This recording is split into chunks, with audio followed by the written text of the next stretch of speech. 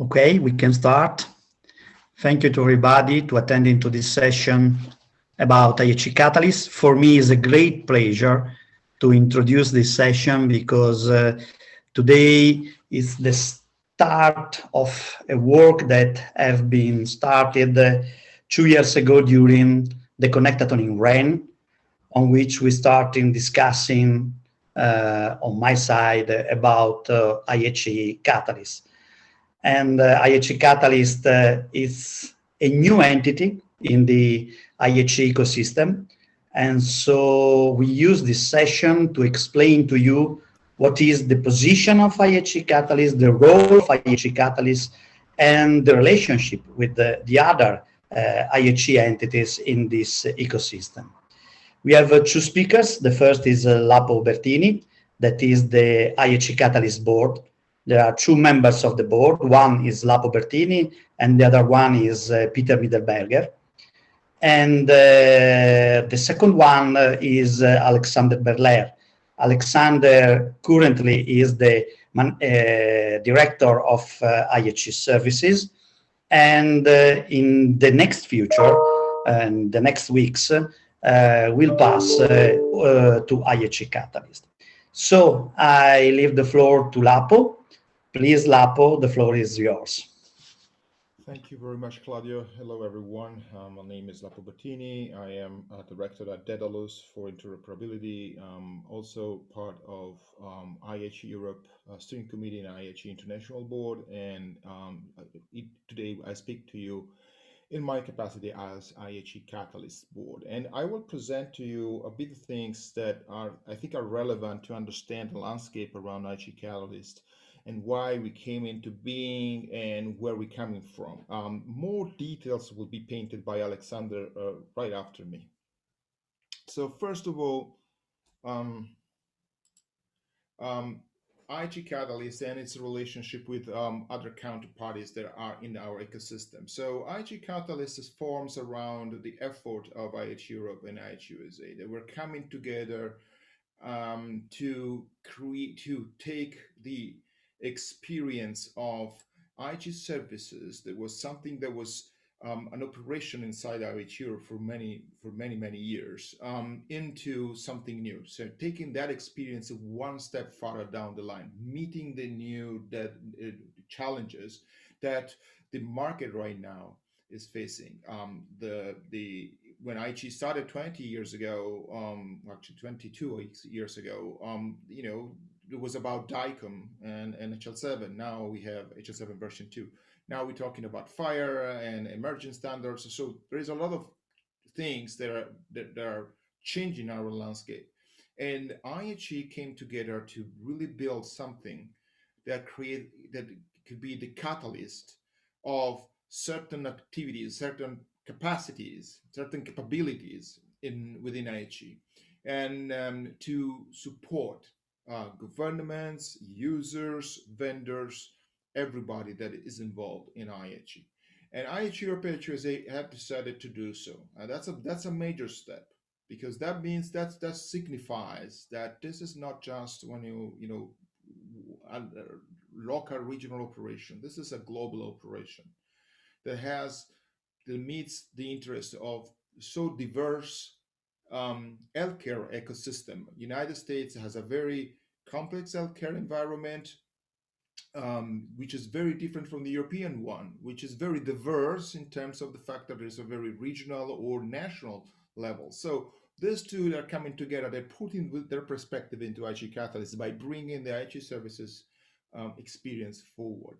And why we have IHE International in this picture? Because IHE International is where we're looking at for global coordination and for global oversight. So this is really done by bringing together the best of the best at this point.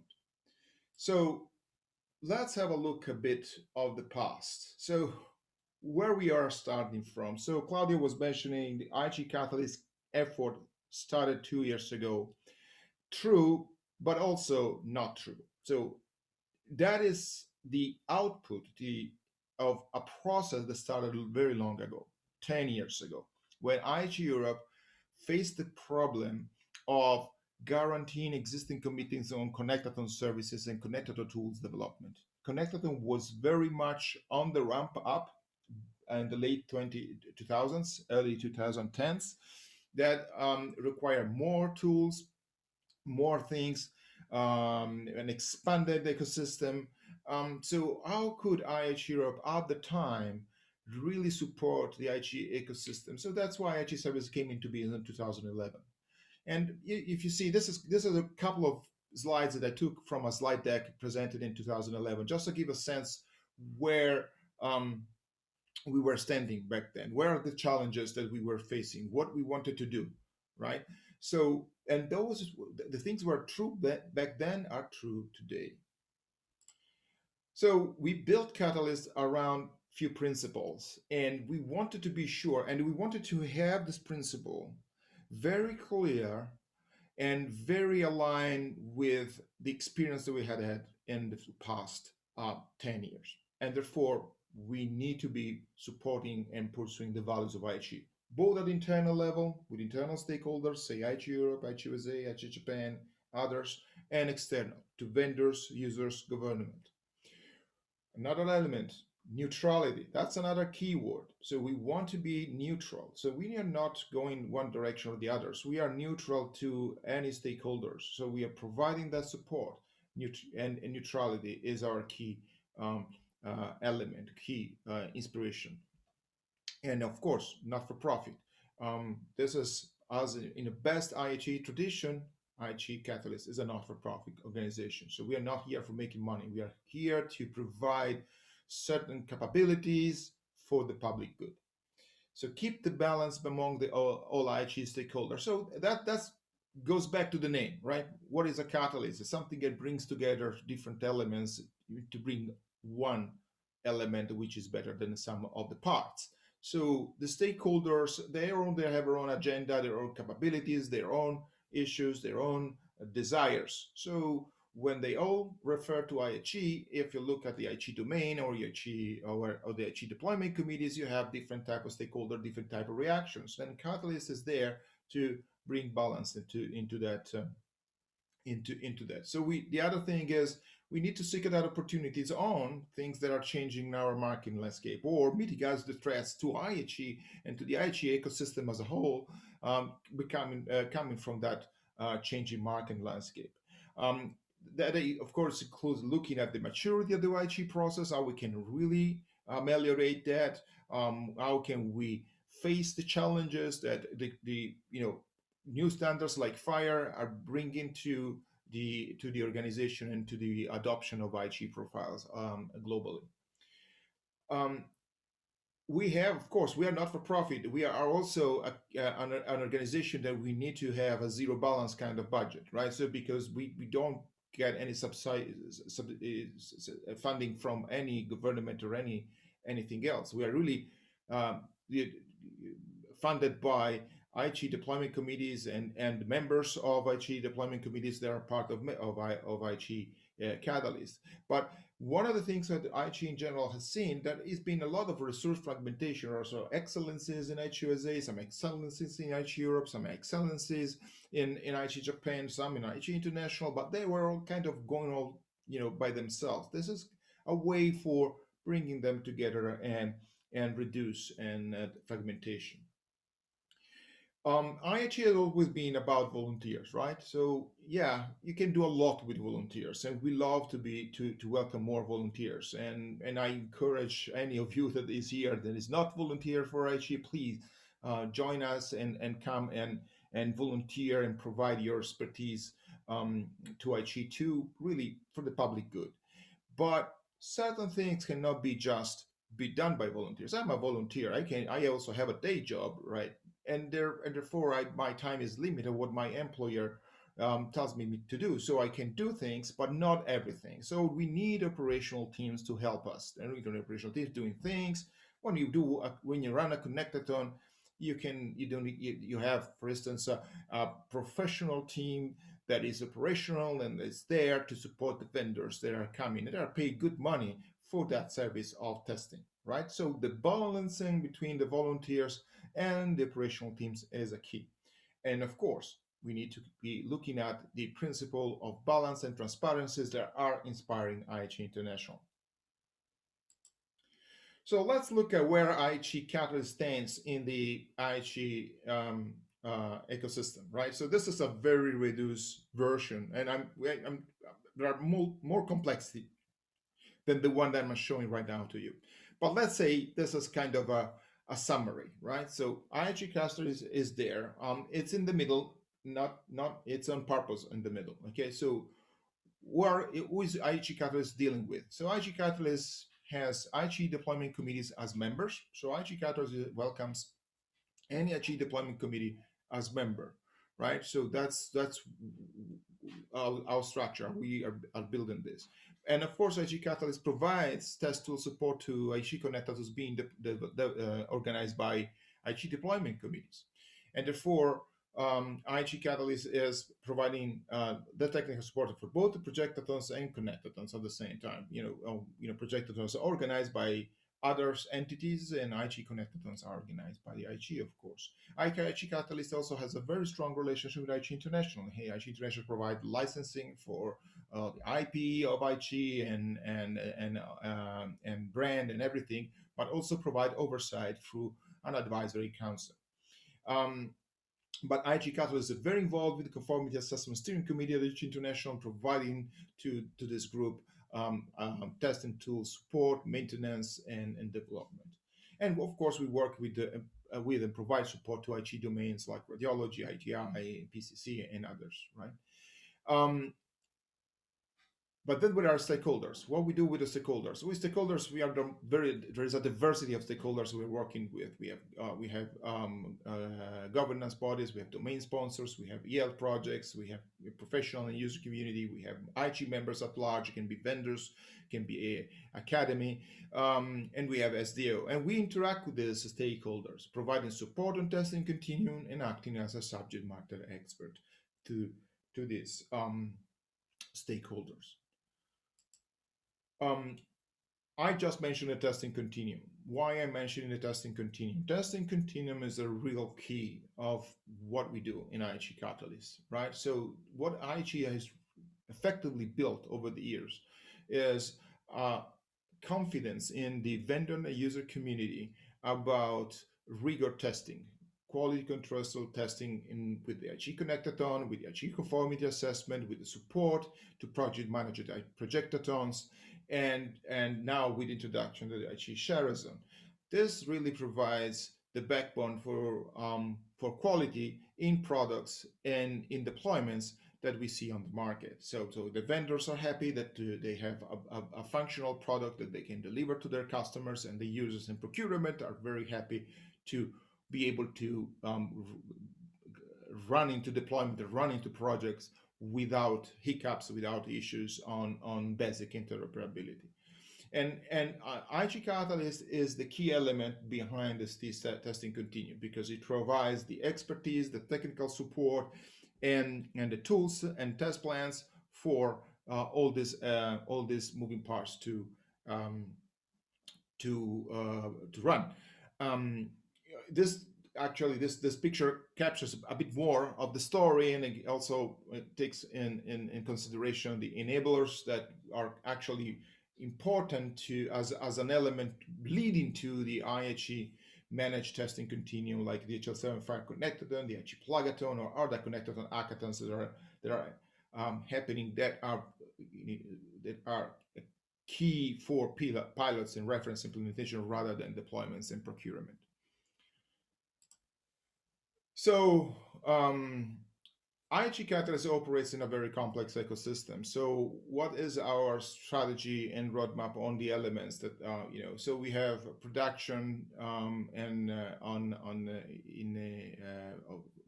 terms of products. We have functional requirement. We have interoperability specifications. We have procurement implementation, in-house testing, pre-production testing. All those are elements where we are involved with expertise, tailored services, technical support, experience, best case scenarios, best practices that we have seen over the years, 10 years of history. I've seen so many different projects and help them overcome their issues, overcome the limitations, overcome the challenges as far as interoperability is concerned. And that's all around our strategy and roadmap. One of the key elements, which is one of the key assets, I will say, of IHE Catalyst is, of course, as it was for IHE Services, is of course IHE Gazelle test platform. This test platform has been, for those of you that have been participating in connectathons or have been around IHE ecosystem for some time, you know IHE Gazelle, and that name resonates with you. And really, this is our asset, main asset in providing test tool support and test case support to a variety of stakeholders in EHealth projects, with IHE connectathon, conformity assessment, support to projectathon, support to testing in deployments, and to vendors for product development, IHE connectathon, and of course getting accreditation for IHE conformity assessment. And everything goes through our experience on IHE Gazelle. Gazelle is a test platform, yes, but it's also a large collection of tools, most of which are contributed by test partners that are partners to IHE Catalyst and IHE Services before, like NIST, for instance, or Art Decor. Those are very good partners that are working with us in order to make this a success. So in a nutshell, just to conclude my presentation, so IHE Catalyst is set to provide a broader testing tool and technical support to the IHE ecosystem. And why we use the word ecosystem in this context? Because we don't see IHE any longer a simple element of providing integration profiles. Here we have an ecosystem. There are projects that are running, there are products that are running with IHE, there are connectathons, there are governments that are looking at our specification to be implemented, there are vendors implementing those in the products. So, and it's built with an operational mindset. We need to solve daily problems for the set of stakeholders we're working with. It's no longer a volunteer kind of thing. And supports align IHE connected as a projected planning, tooling, and technical operations globally. This is no longer an IHE-Europe kind of thing or an IHE-USA kind of thing. This is global. So we look at this from a very global perspective. We deliver this and test platform to deployment projects in combination with users and procurers to help them. We are not doing any procurement, we're not doing anything else, but we are supporting them in quality for checking the quality of the products that are being deployed in those projects. And we hope to accelerate the adoption of rigorous testing like IHE conformity assessment, for instance, which is the next element into our testing continuum before getting into delivery, and as of now providing services to both IHE-Europe and IHE-USA operation. But we look forward to any other members that they can join IHE Catalyst as a member and expanding those operations, supporting those operations wherever they are in the world. And thank you very much. Thank you, Lapo, for your presentation. If there are some questions from the floor, you can use the chat.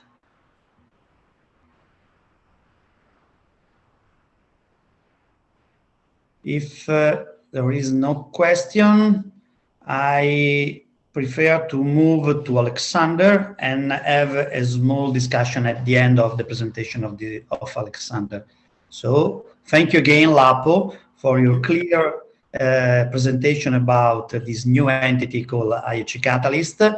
And then we move to the presentation of Alexander.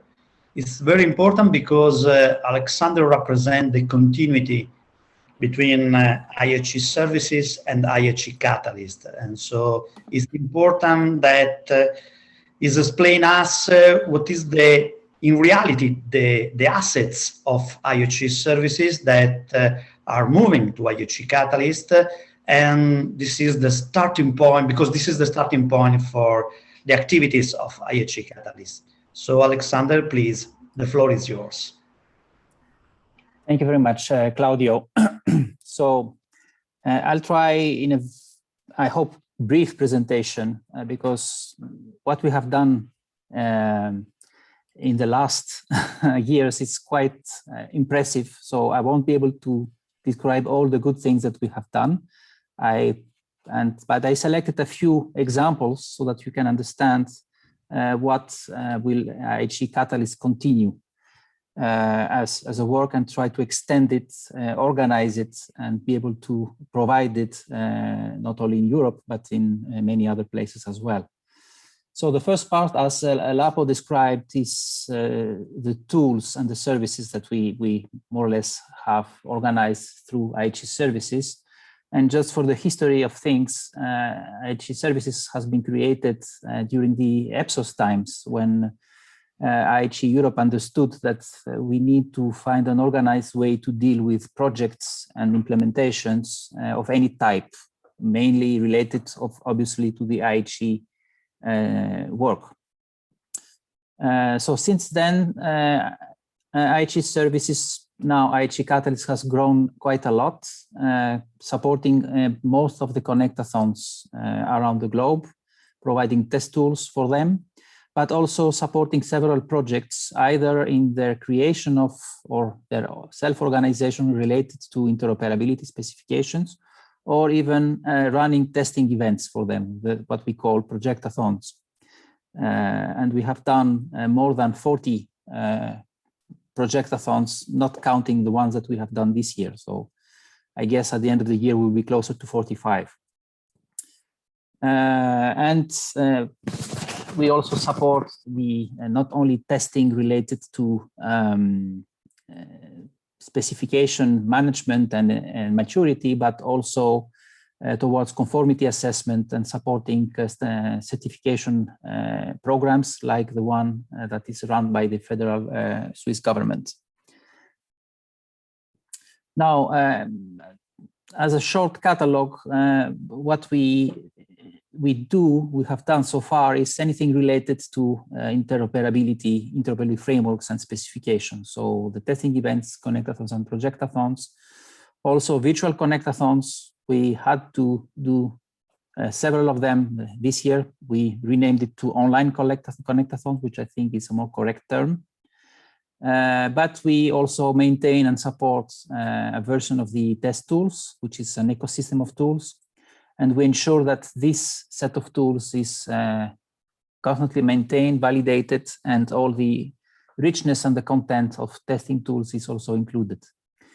We obviously have done a lot of training, both related to IHE profiles, but also a lot of training to be able to create self-sustainable teams that can run Gazelle by themselves in several places, so that it's training about the test tools, and we have done several of those for the European Commission, for example, in Finland, in Italy, and other places. And all those Gazelle instances now, they are self-sustainable. They are run and used in testing events in those places without the support of IHE Services, and that's the end goal, to increase and the footprint of the test tools and the use of the IHE profiles. So, and in other minor services that we have performed included, in order to be able to support the testing process and the specifications related to consulting services, sometimes creating tailored test tools and test plans for specific cases. For example, we did specific test tools for Interop Santé in France, for the French PAM profile, which dealt with the complexity of the different reimbursement scenarios in the hospitals there. Now, moving a little bit and seeing another view of the IHE process. As you all know, we starting by aggregating standards in an organized way under the integration profiles and the technical frameworks. Usually within an interoperability framework, those are deployed piece by piece through use cases. So this is the normal way of implementing interoperability, since each use case has a different set of specifications they require. And all these specifications can be tested either at the connectathons, if they are pure IHE profiles, or in projectathons, if those are related to specific projects, and even in some cases, you can use the test tools in pre-production testing, which is now currently what is being done with the European Commission for the cross-border healthcare. So they have a version of Gazelle they are using for their own scenarios, and they are also using it, asking the member states to perform pre-production testing before entering in the live production. So I said the Gazelle is an ecosystem of tools that has been created over the last 15 years or so. It was created as a need to be able to better monitor the testing environment during the connectathons, but since then it has evolved as a placeholder of interoperability specifications that can be transformed into test plans that can be either managed in a physical manner through the monitors, or mostly with the support of tools like simulators and validators. I won't go into the details of all this because maybe that's a workshop by itself. But the main point that you need to keep is that we are not reinventing the wheel. So we are reusing tools that we can find. The NIST tools have been mentioned. Recently, we integrated the tools that are the PCHA, Continuum Health Alliance, is using for the testing of the PCHA profiles, now integrated in the PCD domain, which means that we can now perform end-to-end testing with both information exchange part and the medical device parts. So this is the idea behind Gazelle. Gazelle is constantly in an innovation hype. Every year we plan and we have to prioritize so that we can include new features that are requested either by the projects or by the technical committees of IHE International, so that those tools can be offered either for projectathons or for connectathons. So in order to do this, we, as said, we have an enterprise edition of Gazelle, which is supported by IHE Services and by IHE Catalyst. This is now offered in two flavors, one either in-house at on-premises, which is in many cases the case, or as a cloud service through the cloud services that IHE Services maintain. And obviously this is supported by specific maintenance packages that are tailored to the needs of each of the customers.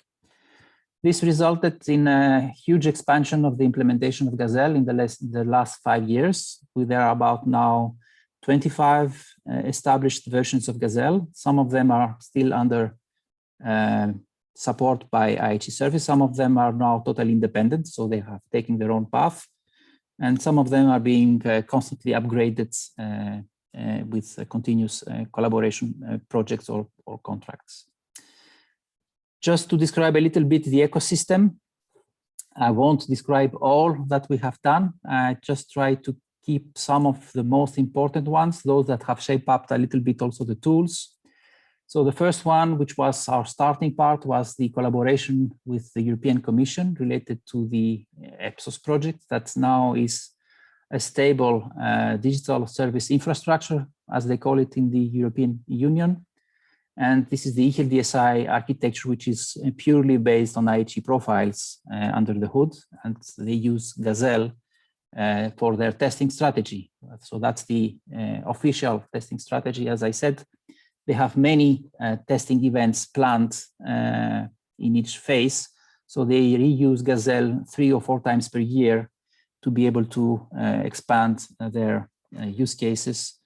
And as we know, the European Commissions through the EHR format, they are planning to expand this with new clinical documents to be exchanged in the upcoming years. So we have been supporting the European ecosystem with projectathons since 2011. And we have been doing 1 or 2 every year since then. So that's quite a huge work that has been done in the last years. The other, I think, very important project we are working again for the last 5 years or so is supporting EHealth Swiss in implementing their national strategy about the electronic patient dossier. trying to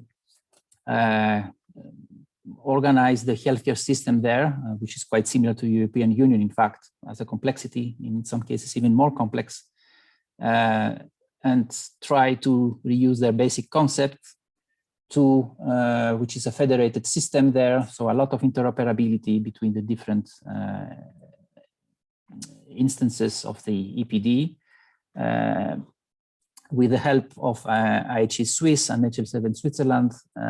There's a very detailed set of specifications that have been implemented into the Gazelle platform that is being used there into two instances, one for reference testing, which is using the projectathon, and one which is the CTS version, which is used for certification by the Federal Ministry of Health.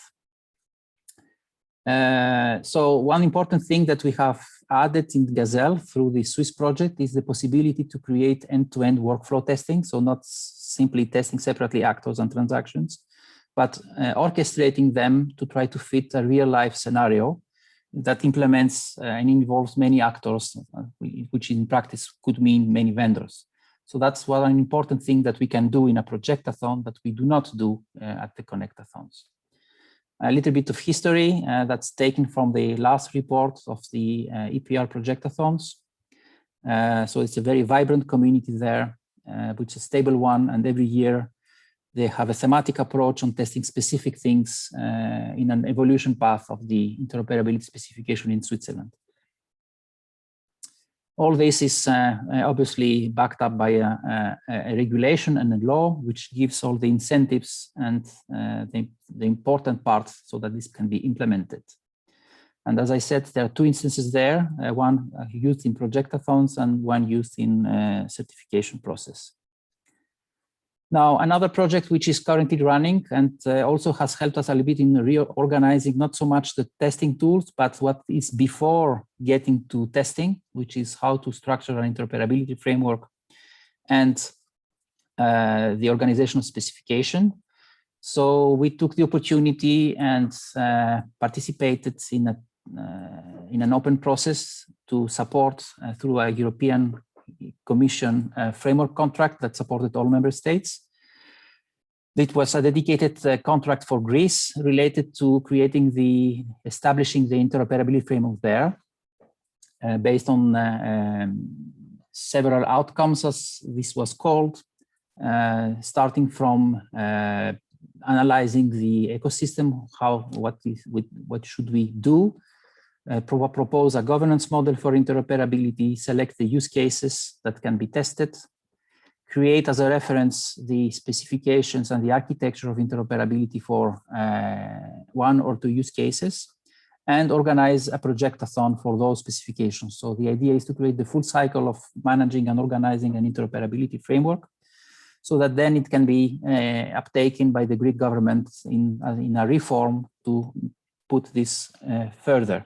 And that has been accomplished since the Greek government has now been has formally announced, and today is the official announcement for the Greek resilience funds, which there is a budget of about 350 million euros dedicated to digital health, which is going to be based especially on this interoperability framework. So this is just a snapshot of how we organized in Greece the management of the specification with the different documents that need to create it in a similar way and the fashion that those are organized in the technical frameworks of IHE, so nothing new there. And we took quite a lot of time in trying to organize the different tools here and there so that we can have a stable set of assets so that we can work this is required in order to create a proper governance for interoperability. Just a snapshot to where they are, 7 to 9 of July, so less than a month. Greece will have its first projectathon after 1 year of operations with 22 systems and 17 vendors. So that's quite an important step. The initial goal was to have 10 vendors, so that was overachieved already. Another very nice case that we have been working and we will continue to work in the next years is the support of the interoperability framework in Gabon. So that's an African country. So that's a totally different model of interoperability. And again, there, our initial phases was to support the Ministry of Health there to be able to properly reuse interoperability assets in their strategy and in their tendering process. This was split into three phases. The first two have been completed, and now we are going to move to support phase 3, which is the support for interoperability during the deployment phase. So organize test tools and test events so that the implementation phase is done properly. And those are the use cases included in the Gabonese interoperability framework. Arsenal is one of the first customers of Gazelle. I guess maybe even around 10 years now. They're using Gazelle in some ways.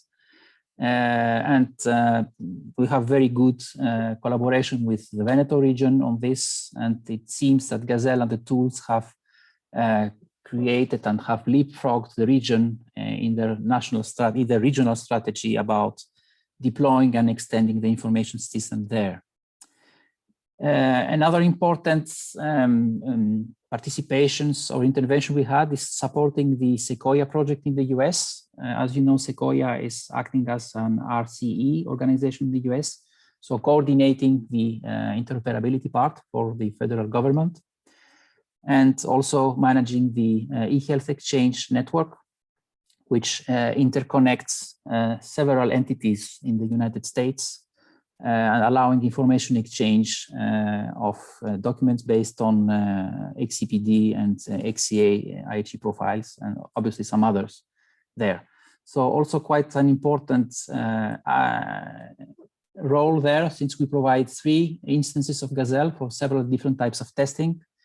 Quite a lot of document quality validation. So we support and have extended the Gazelle platform to enable a quality check in the CDA documents that have been exchanged based on the ONC core of specifications that are constantly evolving. And some documents are performing a huge amount of validations there. So with that, I can pass back the ball to Claudio, and happy to reply to any questions, if any. Thank you, Alexander. Very nice explanation of what is the history of IHE Catalyst that are coming from IHE Services history. I believe that it's easy for everybody to understand the name because it's clear that the role of the new entity is to act as a catalysator, and so to increase the speed of the deployment of the projects with the testing tool part, and also with the support in the pre-testing phase and after the starting of the project. We see the height impact on the projectathon in this project. We see that the numbers of participants to this projectathon are very high. If you consider that during this online connectathon, we have 31 system registered, 31. And if you see the number, during the last projectathon, we have more than 50 systems in Switzerland. And if I correct the number of 17 from Greece. So projectathon are very, very, very useful in the deploying project. And so the name represents our mission to be a catalyst for the complete IHE ecosystem. So if there are some questions, okay. There is a comment from Didi. The Sequoia project has been happy to leverage IHE tooling ecosystem to support 4 testing programs since 2018. We look forward to working with the IHE Catalyst organization. Thank you very to you. And Didi, this is Lapo speaking, and as a member of the board, I really need to thank you for your very strong support to all our operations and to guide us into some interesting territories. Thank you again. Yeah, also from my side. Other comments or questions?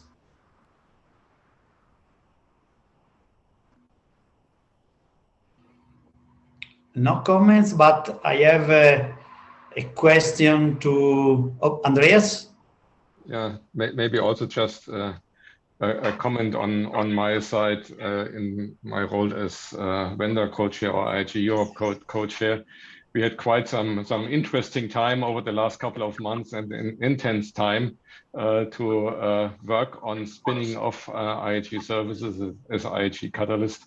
And yeah, I think this hopefully will, and I'm convinced that this will become a great success story. And I wish you good luck and all the best to continue on this path.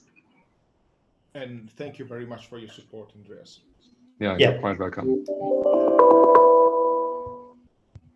Other comments or questions? If not, I make a question to Lapo and Alexander, because I believe that a lot of IHE Services customers are attending to this meeting, and probably also future customers of IHE Catalyst are attending to this meeting. What means, in your opinion, the continuity between IHE Services and IHE Catalyst? It's not just, Alexander, I'll take the first part maybe, so then you can take the second part. But I would say that it's not just about continuity here. We're talking about continuity, yes. So we are looking at two other elements. First of all, continuity with a touch of more support. Okay, because IHE Services to some extent has reached kind of his plateau in the ability of supporting certain things. So we wanted to really provide IHE Catalyst with more muscle, more capabilities into doing so. And the second thing is we need to look forward. Okay. So the past is defining us, but we want to define the future, right? And we want to do this together with you guys. So that's one of the elements I'd like to stress. It's not just about continuity for the day-to-day business, but it's also us working together, projected to new horizons, new challenges. Yeah, I would agree with Lapo. That's the main scope. And the idea is to be able to extend our operations and to be able to work in more than one time zone that we have been restricted due to most of us are currently located in Europe. But this is something that we want to change and be able to provide the same quality of services in other time zones. So in the US, initially probably, but also in the Asia part as well. So that's one of the visions. The other vision is to be able to expand on some service that could be reused at a global scale. We can take the global pandemic as an opportunity, I guess, in that way of thinking. So the first part is that we have been obliged to move the connectathons online. So when you do that, you obviously create new things and new services. And one thing that we plan to see is how we can move this further and probably organize all the testing events in a way that it makes sense also for the vendor community as pit stops in their own race of getting systems in the market. But also on providing new services to quite a lot of underserved regions. So we have this collaboration with Gabon, which has opened our eyes that the world is comprised of 194 countries, and e-health is being developed in less than 30 or 40 of it. So the second vision is to be able to provide services in that domain also with countries that are underserved. And there, again, taking the pandemic as a good example, and for probably with all this vaccination certificate discussion, which is a global use case, most probably we will find new global use cases that we can create reference tools that anybody can reuse our services so that we can serve countries that want to deploy, I don't know, services to manage malaria or service to manage, I don't know. You can find so many use cases that we haven't seen yet. And in that sense, we have been starting working in preparing collaboration with global entities in the domain of global goods in healthcare, which are very well positioned in that domain. And I hope that we will be able to create new services that will be cost effective to be used by any type of country in the future. So that's the other goal, to be able to serve also healthcare systems that are in need. Claudio? Yeah, I completely agree with both you, and make a comment because during this experience session week, during the Connectathon, IHE Catalyst support two topics. One is, of course, the certificate vaccination, and with the very nice session organized 2 days ago. And the other one is the device world, because the certification, the testing in the medical device are very, very, very hot topic. And so this is one of the issue of the IHE Catalyst, that is to support some part that are growing up in the interoperability arena to accelerate the adoption of the standard in this field. And so I completely agree. I have a comment from Maurizio Rizzetto from Friuli Venezia Giulia that looking forward as potential new customer as Regione Friuli Venezia Giulia in Italy. Thank you, Maurizio. It's a good idea for us, of course. But because I closed this session with only a very, very short comment from you, Alexander and Lapo. We're talking a lot of big projects, regional level, national level, European level, but there is also a space for IHE Catalyst, also for the hospital, of course. What is your opinion? Well, these are all stakeholders, right? So true that that lately in the last few years, IHE has been involved more into large projects and regional projects because of the need for those governments and regional authorities to move forward with large-scale interoperability projects. Hospitals are a kind of a different beast, and of course they still have a very big need of interoperability, and but it's kind of a thing that is been kind of under our radar. So we need to really go back and see what we can actually, what type of services, what type of support that we can provide to them in a way that is meaningful. Yeah, and to add a little bit on this, IHE started by creating profiles for the intra-hospital domain, the radiology and all these parts. So let's not forget that we started from those, which means that a lot of the use cases and the test tools that we have may become obsolete. So that's a good challenge for us to work with a Gazelle innovation plan that we want to extend, to see what we need to renovate so that we can accommodate new use cases related to hospitals. And being personally involved very much in the Greek case, so I understand that there is a huge amount of effort that's going to be needed to renovate the IT systems in the Greek hospitals.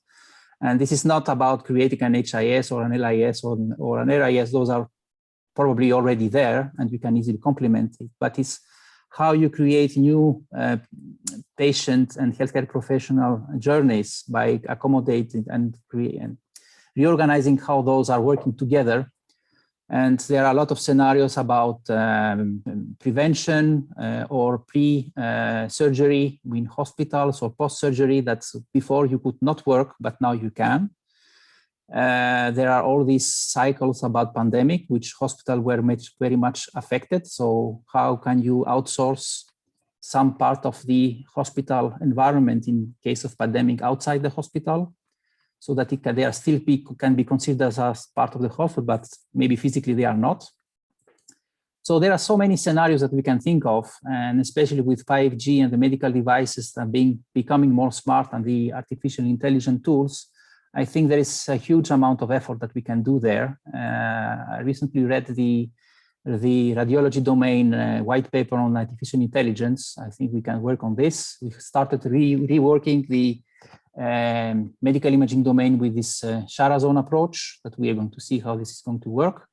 But I think, yeah, a lot of things we can think of in that domain. Yeah, I'll add in only one.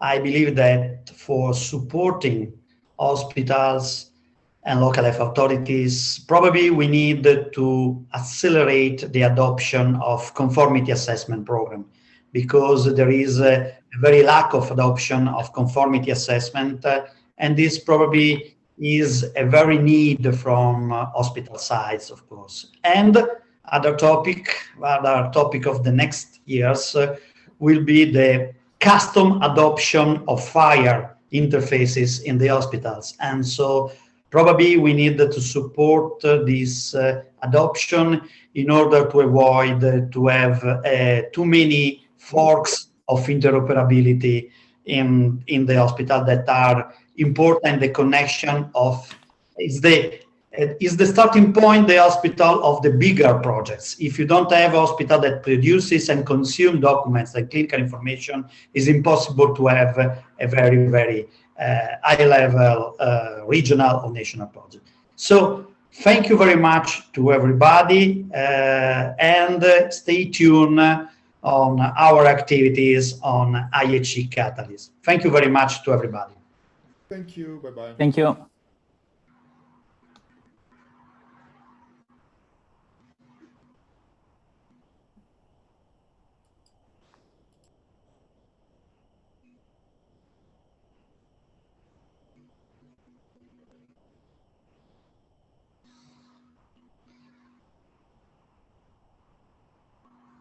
Okay, Alexander, very nice presentation.